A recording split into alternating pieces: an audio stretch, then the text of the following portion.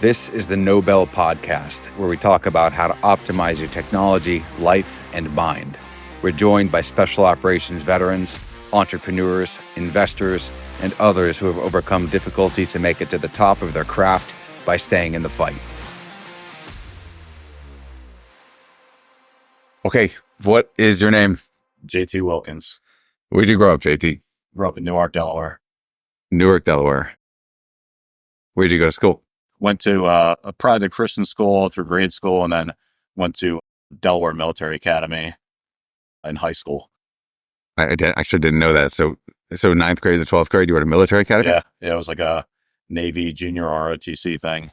I was like the first charter school in the state of Delaware to be like based around the junior ROTC deal, and happened to be the first graduating class from there. So that's pretty cool. It was a brand new academy? Yeah, brand new school. I went in there, and it was, so it's kind of funny, like the first year, it was in Wilmington, Delaware. And the first year that it opened up, it was designed to be a leadership academy, or just like, make better citizens, basically. Well, what that got translated to in the area that was in was like, let's send all of our badass kids to the military school to straighten them up. So it went from like, you have this mixture of kids that are going in there that, truly are interested in the military and just the overall like leadership, of coming through that type of academy. And then you have like kids that belong in like juvie in the same place. So it was literally like the weirdest like quasi group of people. After the first year, they kind of got rid of a lot of the troublemakers, and it was a pretty cool place to go to school. So you did a public school, middle school, that for high school? No, I did private school in middle school, elementary school. So it wasn't too radical of a shift. Yeah, it wasn't too much of a shift. I can't imagine what it's like going to a military academy. So did you get in trouble a lot as a kid? Were you the latter category, the juvenile delinquent category? No. I think for the most part, I was a pretty good kid. Like pranking, like at the time that I grew up, like Jackass was like the big thing that came out, So like I grew up in the Jackass era. So of course, like my buddies and I, we would just go out and do dumb shit, all the time. Try to get it on video at the time. That big ass camcorder. Take out there with the VHS in it. Yeah. The VHS tapes, sort of like the little mini ones. Yeah. So it wasn't more like we never got. There's maybe a handful of times where there was a little bit of police involvement just because of dumb stuff that we did, but for the most part, it was pretty low threat. When did you realize you wanted to get into the military? Was that the point of the military academy, or did that just happen as a consequence? No, I kind of knew like from like a young age that military was something I was super interested in. It was just for no other reason. I have no members of my family that were like diehard military people. My dad spent a couple years in the Air Force, just, basically do his college paid for. My grandfather on my mom's side, he served in the Canadian Army before they immigrated to the United States. That was years and years and years ago. Like after World War II, after Korea, they did all of that kind of stuff, and then came to the United States. So what was the draw? What was the impetus for you to actually make the decision to get in? I think it was something I always wanted to do. I saw the military members throughout my career and the service members that would walk around the uniforms and all that kind of thing. I was like, that looks pretty cool. And then obviously 9/11, that was a big piece of it. I think I was in 8th grade at the time or whatever, and, watched the Twin Towers fall. And I think like most people in our, GWAT era, 9/11 was probably the bigger catalyst one to get after and actually do something about it. So yeah, that was really it. And then, overall, just, I had a draw to it my entire life, and I can't even pinpoint exactly why. Why did you pick the Marine Corps over all the other branches? I went back and forth a lot. So when I went to the military academy, it was a Navy junior ROTC. And so we had 4 chiefs and senior chiefs, a mixture of both of those. And then we had 1 gunny. And I was like, this guy's like awesome. Even though the gunny title is just badass. Right. Okay, that's what I want to do. And then of course, you do the uniform inspections, and they would come in the dress blues or in the the service uniform. You're like, that looks awesome. And he was like I think he was like a motor key mechanic or something like that, or what his career was. But stories were just awesome about the different experiences and seeing the world, and going on the ships and everything else. And I looked at all the other branches. I looked at what I wanted to do. And just the Marine Corps is what stuck. And so a bunch of buddies and I, we enlisted. I got some migraines as a kid.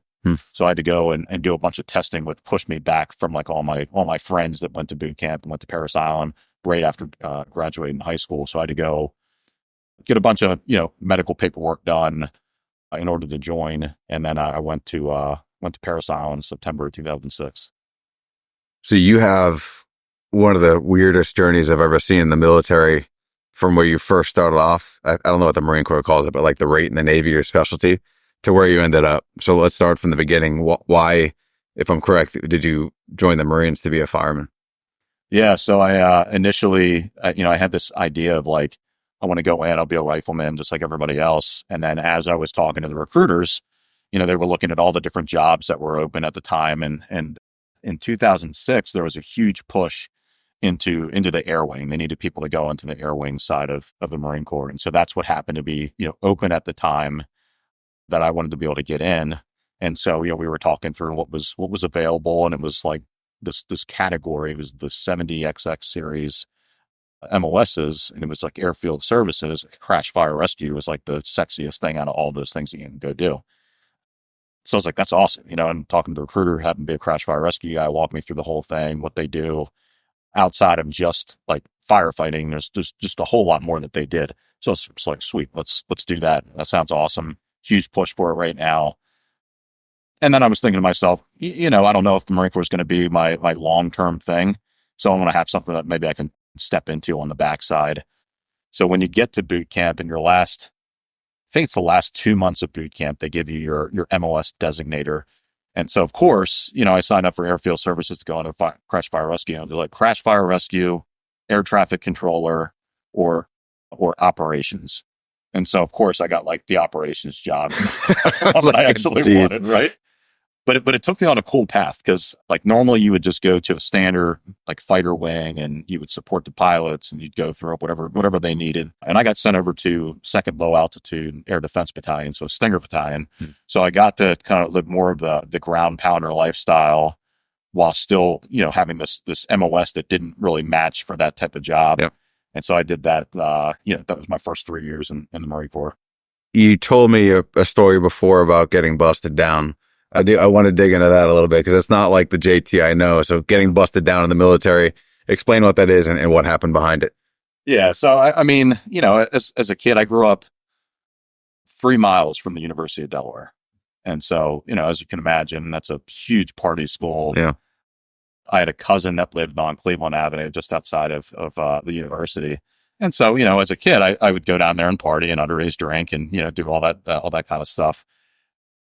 And that kind of carried its way over with me into the Marine Corps. I was a little bit of a partier. So I was in Meridian, Mississippi, which is like the armpit of the United States. Sounds like, and we were just getting ready to finish up our MOS school. And a couple of buddies were like, hey, let's go out on the town, let's get out in Meridian. And so the base is like 20 miles from the actual city, and city's a very loose term for what it is. And I think we went to like a Chili's or an Applebee's or something like that. And started serving us. And so we got just obliterated at the bar, underage, and then we had a curfew. And so we made it back like just in time for the curfew. But as we were rolling through the gate, I had a guy that was with me and just acting like an idiot, coming through. The MPs pulled him out, breathalyzed him. Of course, he popped.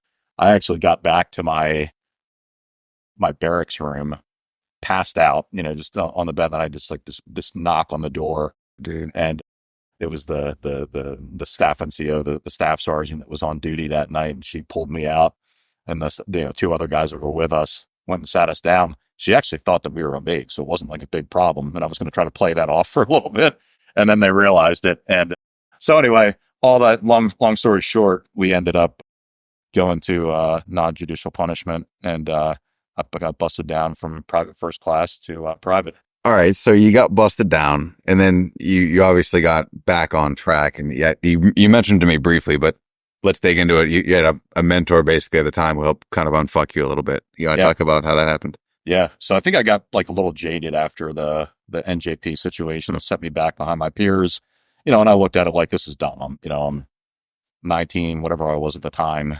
it was just some fun out in town. And so, when I got to my unit, that obviously put a black mark on me initially, So I got, fucked with a lot by the NCOs. I had this sergeant, man, he just rode my ass every single day. He just was complete. He was a hard ass. I needed it, but he was an asshole, and there were some times where I definitely deserved it. I just had like a little bit of an attitude problem. And so I had a hard time putting the motivation into the Marine Corps at the time. So that went on for probably, I don't know, 12 to 18 months, something along those lines, just trying to like get myself into what does this lifestyle look like? Because I had lived I think a pretty easy lifestyle for the most part as a kid. And then being thrusted in the Marine Corps where you've got all walks of life. Yeah. It was just something that, I was less prepared for, I guess. So about the 18-month, 2-year mark in the Marine Corps, this gunny showed up, and his name's Terry Erb, and I still keep in contact with him today. Just a absolutely phenomenal human being. And so, he saw that, like, he definitely was hard on me, but he worked me towards like my strengths. And so I would say within like 4 months, there was just a complete like 180 from where I was at. I think within 10 months of that, I got nominated for like a Navy and Marine Corps Achievement Medal. Well, let's dig in that. What happened in that 4-month period? I mean, just he spent time just looking at, okay, these are the things that JT does well. Here are the things that we need improvement on. And he gave me more responsibility, I think was the biggest thing. So by adding things to my plate, and just saying, here's the things that I need done. Here's the things that I'm entrusting in you. Go do it, and then like own that and walk that all the way through the process. That kind of sparked something in me. And so it went from, just kind of being a shithead to really laser focused in what I was doing.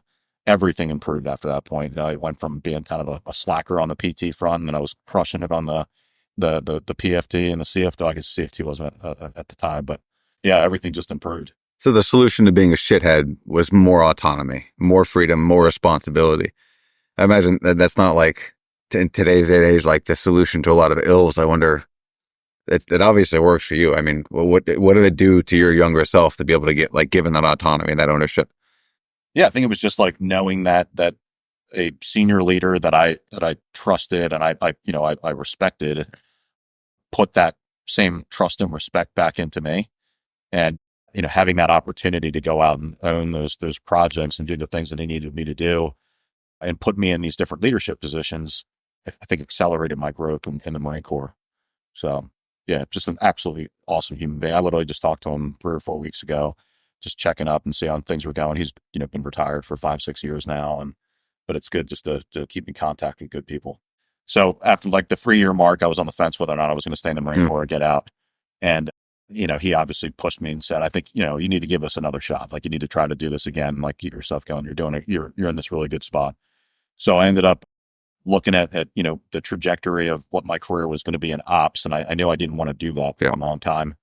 And then I also realized, looking at the job market and both ends of looking at, hey, I'm potentially getting out. Let me see what's going to be transferable. And I realized there's probably not a lot that I was doing that was super transferable, because it was just basic, operations and admin stuff doesn't carry over to like a project manager role somewhere else. So I decided to look at the intelligence field, and I went down that path. And so I ended up re-enlisting as a geospatial intelligence analyst, and I went to school up in Fort Belvoir, Virginia. So I went up there as a corporal, as an E4, spent 9 months at the National Geospatial Intelligence Agency. That's where the school and the college is at, learning the trade, understanding everything that comes along with like, being a basic intelligence analyst, but then taking like a geographic flavor on it. I think that's awesome. You go from being a self-described shithead to meeting this gunny, having the mentorship, and then making it to that for that 9-month school. That probably was no joke, right? Yeah, it was a tough school. It was very intellectual, there's just a lot that came with it. And then being able to get thrusted into an environment where it's like, well, we've just been doing like exercises and, getting out to the range and whatever else. And then you go into this intelligence agency and you're seeing some of the work that these people are doing and the impact that it has on, the broader national security strategy. This is pretty cool. This is actually really neat. So, I had my choice was to go back to Eastern North Carolina, go to Camp Lejeune.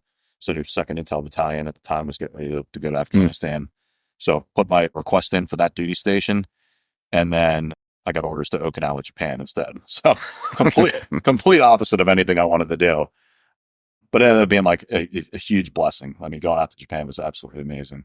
Did you have any deployments up to this point leading up to Okinawa? No, I didn't. You were CONUS the whole time. I was CONUS the whole time. Yeah. And then, all right. So what did you do in Okinawa? So I got out there, got to 3rd Intelligence Battalion. I was on Camp Hansen, which is pretty far up north on the island. And I spent 3 years there. My first 18 months was actually at the Intel Battalion. And I mean, my job was basically to do imagery and maps and things like that. It got pretty repetitive, and I kind of got back into that, like this is dumb. Like we're literally going and doing the same exercise that we did 6 months ago, but we got to recreate all this stuff because it needs a different date on it or something. And so it's like, this is dumb. Like, what am I doing if, we're not doing anything? Meanwhile, my buddies that are in, on the East Coast, 2nd MEF, they're getting out the door and going to Afghanistan. So I was pretty upset about that. But then, I just kind of owned what I had to being in Okinawa, and an opportunity popped up to go be a leadership academy instructor. And so I spent, my first 18, 20 months or whatever at the Intel Battalion, about last year or so that I was in Okinawa. I went over to the Corporal's Leadership Academy as a sergeant. And I was started off as an instructor and then ended that as the deputy director of the course there. And, got to do a lot of really cool things in terms of, leading and teaching young Marines that just came up from a, non-leadership position. That's the first non-commissioned officer rank that you have in the Marine Corps. And really the first time that they're going to take like a TL position or go into a potentially even like a squad leader position. So you get to help mentor those Marines through that process. And going off of what I learned from Gunny Herb, got to apply a lot of those methods that I think helped other Marines. And then where'd you go from there? So, when I wrapped up, when you're in Okinawa, you get kind of your pick of the litter at the end. So I ended up, I had two choices. The Leadership Academy, the director of the academy was a former drill instructor. And so he was like, I want to push you to that direction. I think you do great on the drill field. I think you would have been a great drill instructor. Yeah, it would have been. I think I would have liked to have done it. Yeah. But I had those two options. So I had drill field or this like really weird billet popped up at United States Central Command in Florida, in Tampa. And so I was like, that sounds awesome. Like I want to go to Tampa and go do this and check out CENTCOM. And again, the timing sucked because it was like 2013 time frame where everything had wound down for the most part in the Middle East, or at least like the major combat operations. So I missed it again. This sucks. So I get to CENTCOM, and then shortly thereafter, the JV team, ISIS, it steamrolled the entire country. We basically started fighting the war from Tampa for like the first 6 months. So I was almost like deployed at home. Basically, I was working this crazy shift. And before I got into like the operational side at CENTCOM, they sent me to Joint Weapons School up in Virginia Beach to go learn everything about weaponeering, targeting, what type of bomb body it does. Well, I basically did everything except for become a JTAC. Can you explain what all that is for people who don't know the military lingo? Anytime that we release, a weapon off of an aircraft, there's a lot of different things that have to go into place. So, for guys on the ground that were doing the combat operations and they would call an airstrike in for close air support, it's a little bit different than when you're setting up a target to get struck based on, intelligence or whatever, and just doing the straight, air operations. In Iraq and Syria after ISIS, took over, we pretty much didn't have any boots on the ground. There was no one really there. So we were fighting the campaign basically from the air the whole time with a contingent of soft guys that were actually out there doing the Lord's work. So anyway, I got back from Joint Weapons School, and then we started, just pounding the crap out of ISIS for the next 6 months. We were probably doing 40, 50 airstrikes a day, just wearing them out. And just tearing the country up. It was awesome. I mean, it was a great time to be able to push back on these guys. You were doing this from Tampa the whole time? We were doing it for Tampa for the first 6 months. How surreal is that? It's wild being on the other side of the world. And then, I mean, literally pressing a button or, being on the phone saying we're clear.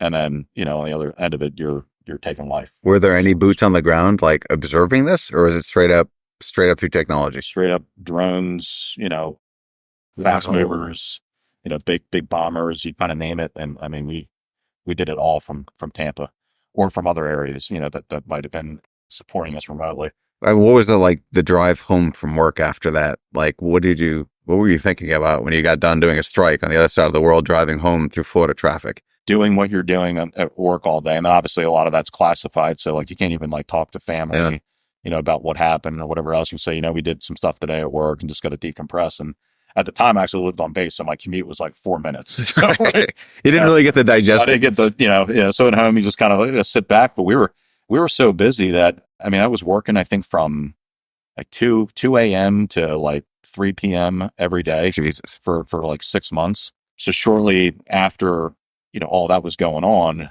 Operation Inherent Resolve, they got the named operation for back in Iraq and Syria. They stood up a combined joint task force in Kuwait. And so that's where they wanted to move all this stuff from. Yeah. So I ended up going out to Kuwait for a couple of months. I guess it was in the fall time frame of 2014, 2015, something like that. Going and standing up this first strike cell in that environment. And, based on like the ROE changes, the rules of engagement changes, things like that. There was just a lot of stuff that the guys that were staffing that out of the Third Corps for the Army, just out of Fort Hood, Texas. Those guys just weren't tracking all that stuff. It happened so quickly they couldn't get trained up to do it. So we had been doing it for so long. They're like, well, why don't you just go out there and do this? So I went out, forward for a couple of months, and then stood that whole thing up, and we were wrecking house for 3 months from Kuwait instead of Tampa. Yeah. But it was pretty cool. It was a good experience. So that kind of led me into my first real, combat deployment. So I ended up going out a month and a half after getting back from Kuwait to with 7th Special Forces Group out of Eglin Air Force Base. So SF. Well, how did you get attached to SF? So I went joint. The CENTCOM thing was a joint command. Yeah. And so as we were sitting in Kuwait, there was a request that came through from the Special Operations Task Force Afghanistan for a strike. They needed to set something up. They'd gotten I think we'd gotten 3 or 4 MQ-9s that were just given to us to be able to do the Lord's work with. So the request came over to CENTCOM like, hey, we need somebody to come out there and support the strike team. And so I was like, well, I want to get out the door.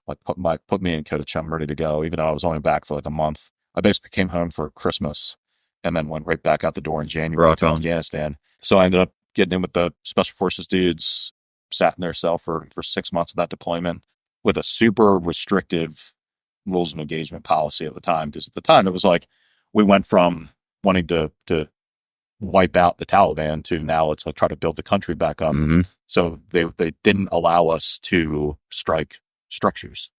So there was this huge problem with collateral damage, which was couldn't strike a structure unless it got approved, which is crazy because for the last 15 years, you could just wipe out whatever you wanted. Yeah. So this was shortly after I got there, this ROE change happened. So we had to create all these different collateral damage rings around anything that would be potentially a strike. And so we were doing a lot of shooting dudes on mopeds and cars and, whatever they're doing, walking down the street with an RPG kind of thing. With what? From a Reaper? Yeah, from a Reaper, typically. Reaper, Predator, you kind of name it. We've got a couple of things in theater that we could use. The biggest problem was that, as they're driving along these little roads, there's these little huts that pop up all over the place. So, I was tasked with doing real-time collateral damage estimation while we were doing a dynamic strike. It's just super interesting.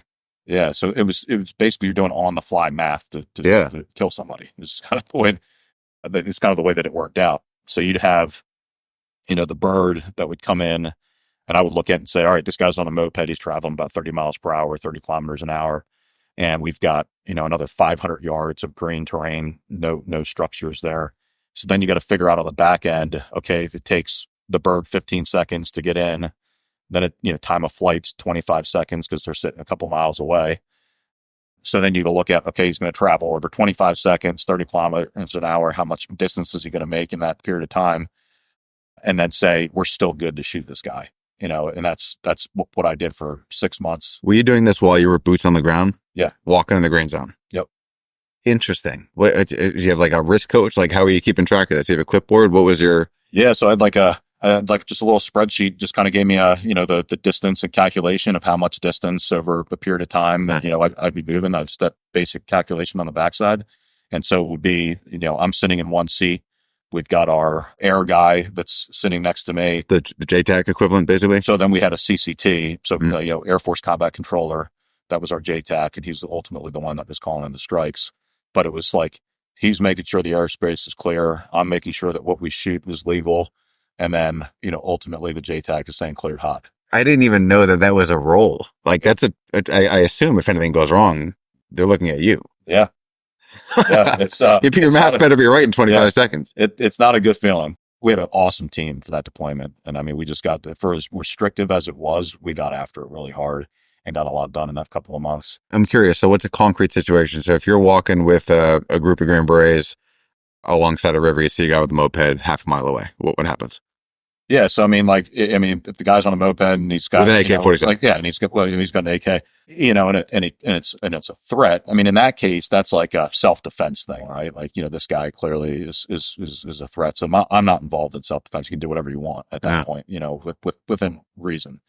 If it's more of like a planned clearing strike on the front end. So we had this operation that was getting ready to kick off down in like Sangan. As we were doing the overflight, a couple of our 60s and the 47s were getting shot at by a disco that was getting taken out of this. Yeah, that's bad news. This building. So we got, the approval initially to go do it as like a self-defense. So we were going to put, an F-16 with, 4 2,000 pounders over that. Oh, that's good. And just, wipe it completely off the map. And then because it's somebody up at like the higher headquarters, some lawyer got involved. They're like, well, it's not out there all the time. So, you can't do that. So we had to do this whole plan strike process and get that done. So, when you see something like that, that's coming over the feed, it's pretty easy, to be able to make the argument that we can go and put a couple points on this thing and go put, 8,000 pounds of freedom on it. 8,000 pounds is no joke. Yeah. You'll feel that one from a long ways away. For sure. What happened after this part of your military career? Yeah. So I got, while I was out in Afghanistan, there was some recruiters that came from another portion of SOCOM, and they asked me to basically, try out for this other unit. Is this because of some sort of reputation you established? They heard about you. They had a warm recommendation. No, I just happened to be the guy out there at the time that, wore a funny uniform compared to everybody else. Oh, for real? That was it? Yeah. It's like everybody was in cries and I was in, desert multicam, Marine Corps uniform. But they started to open up Marines to do some of these tours. And so I went out to assessment selection, and ended up making it through that pipeline and that process. And I got to do some cool things with in the SOCOM environment for the next 4 years of my career. But that all kind of happened because of my choice to go over to CENTCOM and start this whole experience. So like in this command, what did you do the same sort of work? Same targeting? For the most part, it was a mixture of supporting the targeting side and then supporting like the raids that would occur. It was like true intelligence work at that point, So can you talk about like some of the examples of missions, some kind of templates? We'd find some shithead that would be held up in a portion of the Euphrates River Valley in Iraq or in Syria. And, we'd get the green light from somebody to say, we need to go and take this guy off of the deck of cards, basically. You'd set up, over top of that location. And so we'd be doing everything from, on the intelligence collection side, figuring out, what devices are there, what type of, cell phone, iPad, do they have Wi-Fi? What are they doing? Can we look into any of this stuff? How do we start looking at these things to figure out and confirming, is Abu shithead in that mud hut, right? So you'd sit on it. We'd soak the target for a while, try to collect up as much information as we can. And then we just did the basics and like look at where are all the entry points to this facility? How do we get people in and out of there? How do we make sure that, the helos can get in? What are the conditions right now? Just even from like a weather perspective. When I did my first Iraq deployment with those guys, we ended up having a helo go down on our deployment, lost a pilot. It was because of these the conditions out there, the desert, right? It browned out and ended up hitting a rock with the tail rotor. Yeah. And then, spun around. And so like all that stuff were things that like we needed to try to identify, on the front end. And then ultimately, Murphy's Law comes in, but that's the type of stuff that we were doing to prep before the raid package would actually go out or the raid would actually go out. How many deployments did you do there? So I did 2 deployments there. I did 3 total combat deployments, and I did, I guess, 5 total, deployments, and then 3 years in Okinawa. So I spent a lot of time outside the United States. What conflict zones? Iraq, Afghanistan, others? Did Iraq, Syria, and Afghanistan. Okay. All the hot spots. Yeah. What would you say out of all of the experiences you've had, the different commands, the different specialties, what was the best 1 or 2 aspects, the best things you could remember? Yeah. I mean, I honestly, I look back to like my Afghanistan deployment as like just the peak of my entire career. We were just loose and fast, Yeah. had an awesome group of guys that just, were completely mission driven. I mean, we'd sit there and try to, shoot a guy for 16 hours a day, kind of thing. And it was just a wild way to live, for that period of time. But it was awesome. If that was the peak of my career, getting to do, live in that environment and then, do the work that we were doing. And then, Afghanistan at the time we went from having, I think, like 100,000 boots on the ground to like 8,600 in the entire country. And that was about the time that I was out there. So, the difference in just what it was 4 years ago to where it was, when I went, out there, it was pretty wild. What about the worst aspect of the military? I think it's the lack of control for your own career progression, right? The hard part, right, is that you're tied to these staffing requirements, right? You have no control over. So you could be the greatest brain in the world, but like you have no way to chart your own path because ultimately someone else controls that on a clipboard somewhere in Quantica, right? Just because that's your timeline. And so, going back to my NJP in 2007, that followed me all the way through my career. I got sent up on multiple meritorious promotion boards. And that's the one thing that set me back every single time. I blew everybody else out in terms of like, operational experience, getting out the door, at that point in my career, because I'd gone and deployed and done all this stuff so many times in such a short period of time. But, that set me back a little bit. But then on top of that, just the arbitrary like rules behind the promotion timelines and everything else. So it was super frustrating to be in that environment where like you can't chart your own course. And like, no matter, your performance, you're stuck in that environment. I think that's the most frustrating part of the military. Obviously, the worst parts of the loss of friends and things like that, combat moments. But I think that's a given for just about anybody who could feel that. But I think in terms of the actual military environment, it's just that structure is good until it's impeding your ability to grow up. Yeah.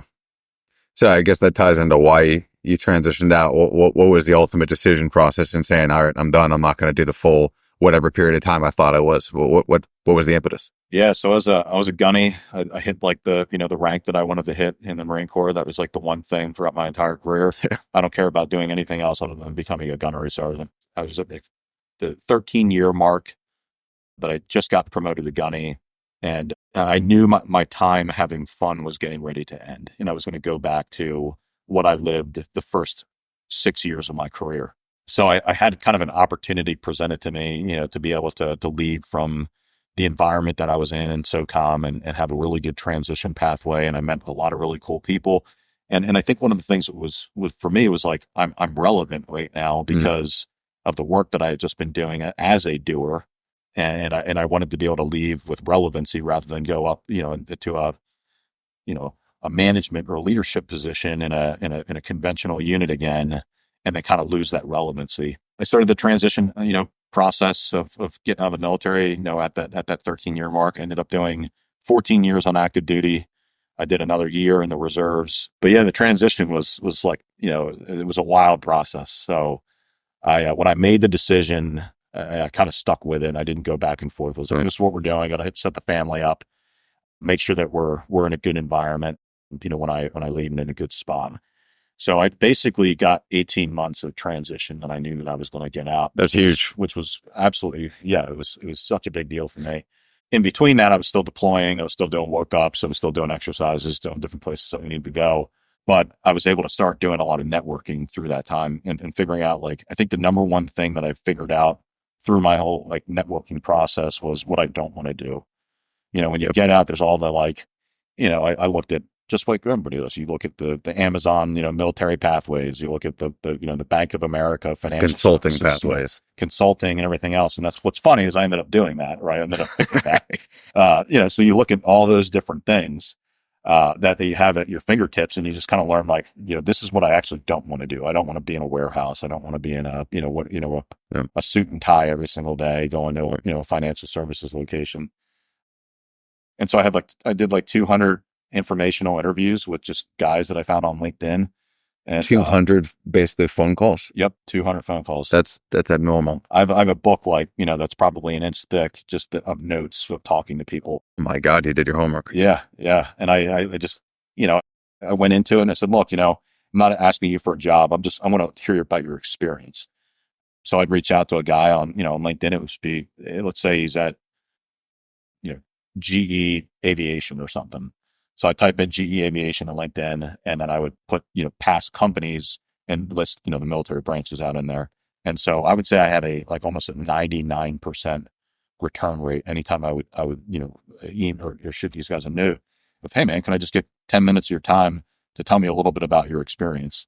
I'm getting ready to transition out of the military. I'm trying to figure out what I want to do. And then you did the consulting thing. How long were you doing consulting? So Accenture at the time had a junior military officer program that they opened up to enlisted guys.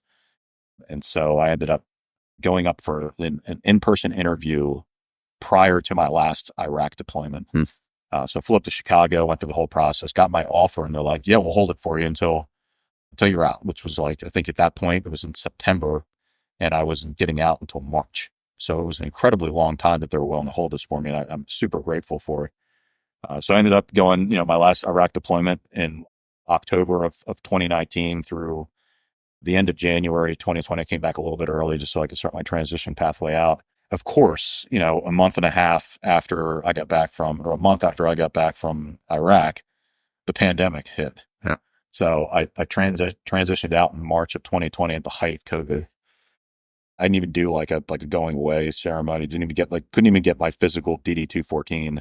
They just emailed it to me and were like, here you go. Here's a, signed copy. Thanks for your service. I was getting through that transition process. I got the dreaded phone call from Accenture like 2 weeks before I was supposed to start. And they were like, hey, we're going to have to push your offer back 6 months. And so fuck, I got 90 days of terminal leave, but there was a financial plan in between that in order for me to kind of hit some of the goals that I wanted to hit. So I needed to go out and find a job. And so when that happened, I went right back to that phone call book, basically, and started reaching out to my network. And I swore up and down I was never going to go back into doing anything with the Department of Defense. I just wanted nothing to do with it. Then I took a job with a defense stock. Not only defense, but a startup. Yeah. Yep. So I joined the company as employee 6. I was fortunate when I was transitioning out that I got to sit on the other side of the table, on the federal DoD requirements board. So I started learning, just through osmosis, basically the acquisition process in the military, and that gave me the opportunity to kind of parlay that over into a new job. And I still was super fresh. I didn't know a ton about it, but they were willing to take a chance on me because I did the job that their product was trying to solve just previously. And I gave them a laundry list of things that I think we could do with it. So I jumped into that. I mean, it was fun. It was super loose and fast because it was 7 people, and then we had some contractors and things like that. We started selling back into the DoD. That was a lot of fun for a while. At the beginning of my tenure with that company, I handed the CEO a list of 10 things that the product needed to do in order to make it useful for the end user. We get about 12 months into my employment with them. None of those have been implemented. None of those were even a priority on the roadmap. And then I'm up there doing the song and dance when the shit breaks and doesn't work in front of people, tap dancing, trying to say, well, we would do this if it worked right now, but it fucking didn't, so, I got tired of that. And then I got tired of kind of just the lip service that, that was coming along with that. And so I started putting feelers out and started to look at different things.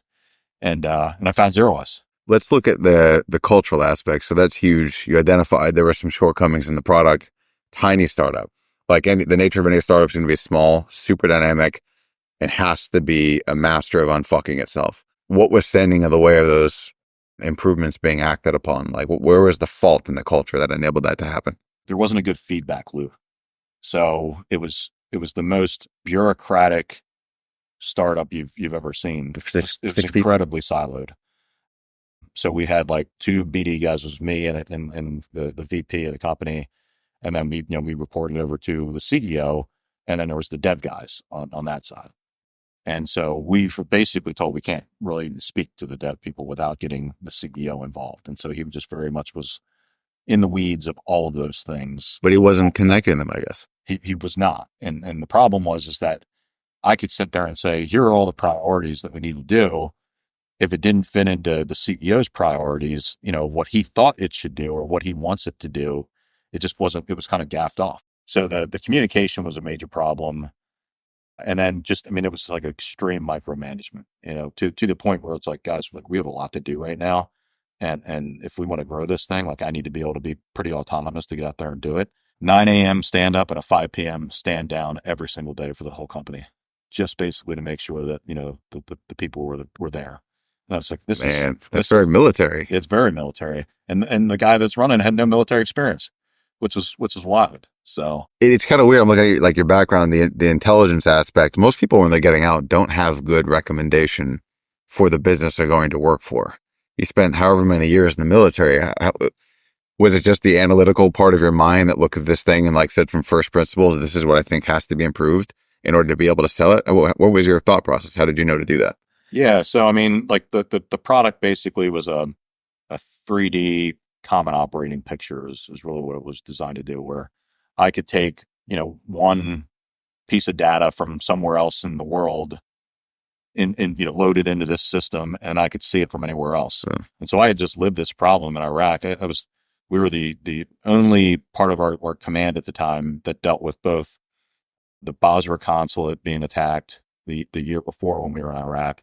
And then the next year, the Baghdad embassy got overran. We were downrange for both of those. And the biggest problem is that you've got a ton of military units in that space trying to respond and do the right thing, but nobody's coordinating with one another. Something as simple as a grid reference graphic, which is basically numbers on buildings to make sure we're all on the same page, the most basic situational awareness thing. And we were all operating on different stuff. So there ended up needing to be an airstrike called in. And it said building 12. Well, building 12 on ours is something that might be building 6 on theirs. And that's a major issue depending on who's got what. So I saw that as like, that right there solves that problem. But yeah, I saw that as a pain point that I just lived through, and I could go and sell that to people because I understand it. I understand the problem. And I know other people deal with these problems. You don't strike me as like having had some sort of breakdown of self in your transition. You seem to be pretty even keeled about it. Is that true? Did you have any struggles in your transition from the military? Yeah, I mean, definitely, without a doubt. Like I went in the military at 18 years old. I did it for 14 years. Your brain developed in the military. Right. Yeah. I mean, I matured as a Marine. So that identity sort of crisis that came through with that is, transitioning from being Gunny to being JT again was just kind of tough. I mean, it was certainly something where I looked at it like, man, I put in all this time in the military and I'm kind of walking away from it at this point. I have a great career. I mean, I got a phone call from a guy that basically wanted to follow in my footsteps into command. And he was like, dude, I can't believe you're leaving, man. You're in zone for master sergeant. You're going to be a master gunnery sergeant. Like, no doubt in my mind. And he was a master sergeant at the time. So, I mean, I had that in the back of my head. Like, I had the trajectory. Yeah. I could be an E9 and I could do all these things. And then, I looked at like, what's the most important thing for me right now? And it was, I just basically spent the last 6 years either deploying, training, or going through like the selection process, which, is horrible on its own, in terms of being able to take time away from family and things like that. And I want to be able to give back and spend the latter half of my kids' lives at home and being a part of their life. Let's get into sales. So I'm curious as to, we've never actually talked about this from this point of view. So people think of sales, they think transactional, they think it's just like a business thing, but I think you approach it very different. You didn't have any intention of doing sales. And here you are, you're running a sales team, not long out of being in the military. What is it you like about it? Let's start with that. Yeah. I mean, like you said, I never saw myself as a sales guy. My dad, and my mom, they grew up in a car business. My dad went from a sales guy to a buyer, did a whole bunch of stuff in management. So sales was in my life for, most of my life, but it was something that I looked at the used car sales thing and I'm like, I don't want to do that. I don't want to be the transactional guy. Right. But then as I kind of grew into my role on the defense side, so obviously I did federal first, I saw that I'm actually solving a problem. I'm helping people find a solution to a pain point. And so I looked at it less about this just transactional relationship and more so I'm kind of your trusted advisor through the decision-making process for you to go with our product or somebody else's, or at least it needs to do this or that. So it's kind of like the best of both worlds of doing almost like a consultant basically for figuring out, how can we improve somebody else's life or their experience or, whatever their processes are. The oscillations are worth thinking about for a minute. So like sales it's a vacillation between hell yes and like, oh my God, this is terrible. Like, you never know where it's going to end up. You eat what you kill. How do you kind of deal with that internally? Like, what's your internal dialogue when it comes down to that uncertainty? Yeah. I mean, I think the military helped a lot. It's like going to SEER school, right? You get locked in a box for 3 days and, you get beat up and get slapped around and stuff. But Survival evasion. It's school to prepare you if you're a prisoner of war, basically. Yeah, right. Exactly. And, you got to find like the fun in it, right? I like to tell this story. It's pretty funny. So we have this portion of the school where you're doing like an urban evasion, thing that puts you in a white jumpsuit, blindfold you, and put handcuffs on you, stick you in this room in some random building in North Carolina. And it's like 7 p.m. at night or whatever. So it's just about dusk. And so you finally break out of your handcuffs, you get your blindfold off, and then, you're free out in the town basically to hit these couple of locations that you need to navigate to and do all these things. So like that experience sucks. You're out there, it's cold, you're in this freaking jumpsuit, it's raining, it's not great. But like the funny parts are, we open the door to this building, it ended up being some like random strip mall. And I like fall out of the door in this white jumpsuit because I've like tripped on something. And there's these 2 ladies that are just looking at like me. They're like, what the hell is going on?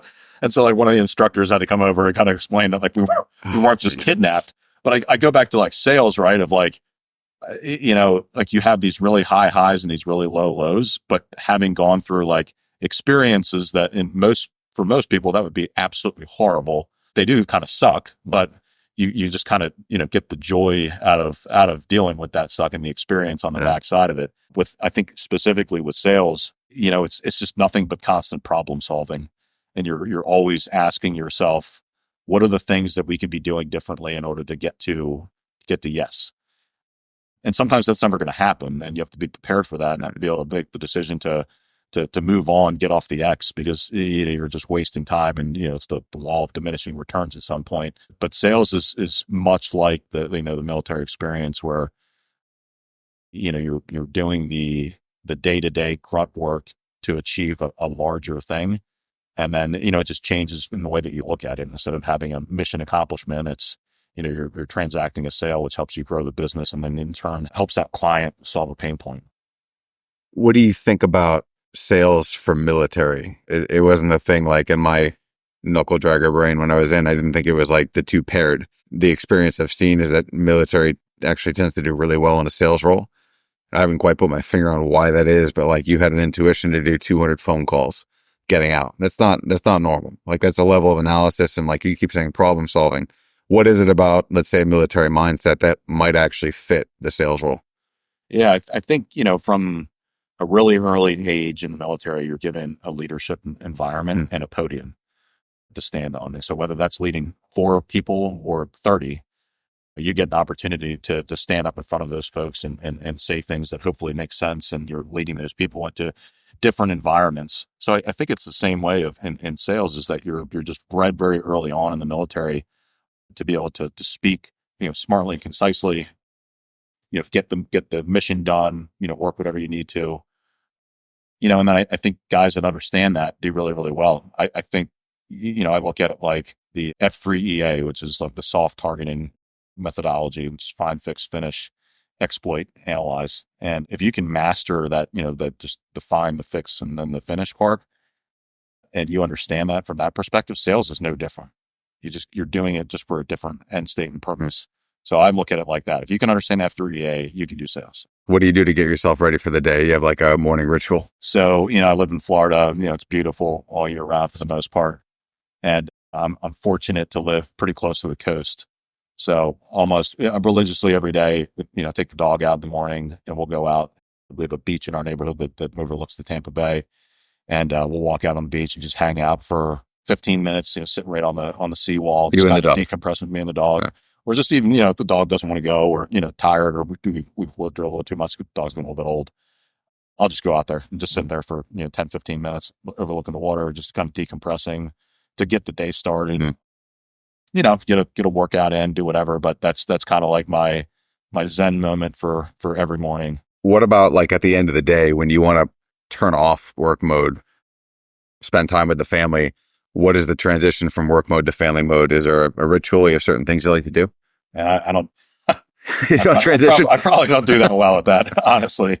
At this stage in the game and having as many, people that rely on me here in the business, and then having that many direct reports right now, it seems like it's always something that's always going. But, I try to do a good job of being in the moment, putting the phone down, putting it in a different room, Really?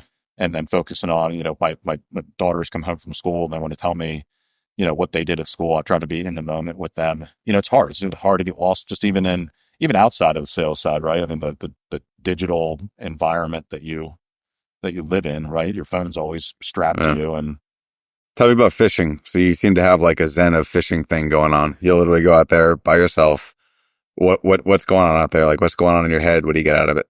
Yeah, I think like there are a few things in this world that give you more freedom than being 60 miles offshore with nothing else around you, no one else around you, just you out there in that environment. And, I've got all the safety things to make sure that like if I had a problem or the boat had issues that, I could radio back, or I've got a satellite phone on the boat, if there's ever a problem. But, being out there and just being offshore, it's just so peaceful. There's nothing else. I mean, I love it because there's no cell phone range. I have a sat phone. Oh, that's great. So there's no way to get a hold of me. And by the time that I'm coming back into the bay where the cell phone service comes back, it's like I just got that peace for the last 6, 7 hours. 7 hours. Just 7, 8 hours. I mean, I'll leave at 7 o'clock in the morning, 6 o'clock in the morning, and then not come back till 5. In certain cases, and it's just it's awesome. I mean, in certain cases, you're crushing fish all day long, and you get to go to the saltwater grocery store basically, and then bring them back home and eat what you caught. And there's something very like savage to going and getting your food from the ocean, bringing it back, filleting it right there, and then putting it on the the cast iron or on the smoker or whatever at the end of the day. 7 hours alone on a boat in the middle of the ocean. Like that's almost like a meditation retreat for a lot of people. It's like what's going on inside of your brain for 7 hours? It's like pure bliss at that point. I have no one that can get a hold of me. It's just, I can do whatever it is that I want to do at that point. I have complete control over everything. But what do you do on the boat? It's got to be inside of your head. What's going on? Obviously, you got a pole in the water, and you're hoping to catch, whatever's coming up, and hopefully that's a good day that's keeping you busy doing that. It's almost like nothing. You kind of just blank, right? Mm-hmm. I'm not thinking about what's back at home. I'm not thinking about work at that point. It's purely what I'm doing in the moment, 60 miles offshore and, crystal blue water, trying to reel something in, and it's just, the level of peace that I get with that out of anything else in my life is just, it's amazing. It's astounding.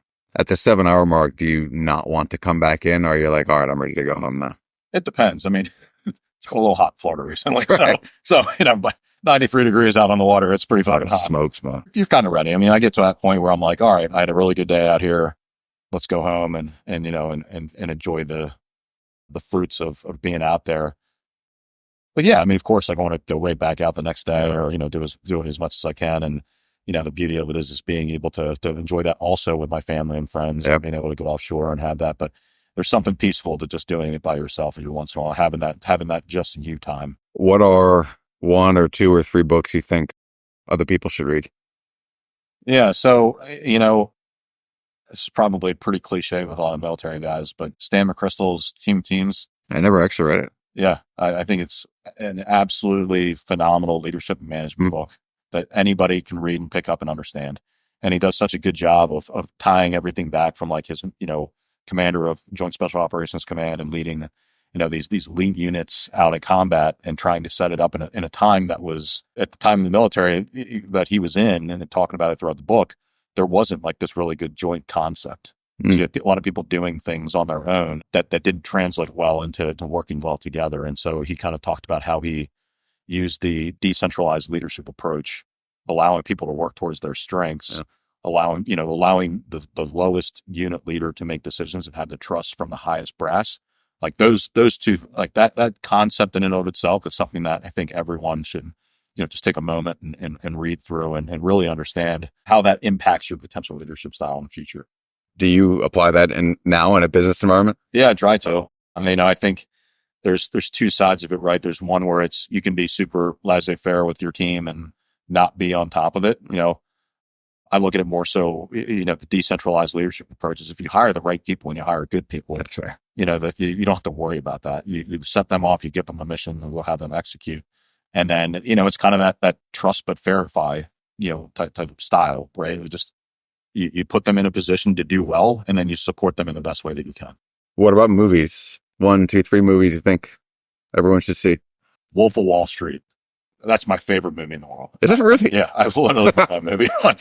It's not just because of like how stupid and funny it is, but it's just I think when you look at like the absolute hunger of the guys that were in that environment, and right, wrong, and different, what they were doing, it was obviously illegal, but I love the idea of just that type of just savagery of just getting after it and wanting to be successful. I don't know. For me, that's a great one. Last question. One person, dead or alive, you'd want to have a conversation with? I got to serve underneath General Joseph Votel. He's a Ranger 4-star. And there was such a stark difference. So I got to serve under 2 4-stars when I was at CENTCOM. General Lloyd Austin, who's currently at SecDef. And then I got to serve under General Votel. And then the just absolute stark differences in their leadership style and the way that they approached like the Middle Eastern problem set, is you're talking about the guy that just, immersed himself into that environment, learned the culture, learned the dynamics. As a staff sergeant, I never got much face time with the general, right?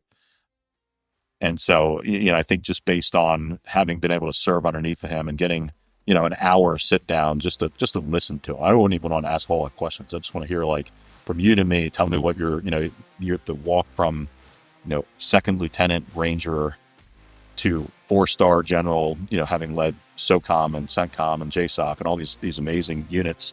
He's kind of the guy. That's one of my idols of like military career, I guess. That's it for this episode. If you want to check out more from the podcast, head to zeroeyes.com/Nobel, where you can see show notes, read more about our guests, and suggest guests or topics of your own. Until next time, stay in the fight. Don't ring the bell.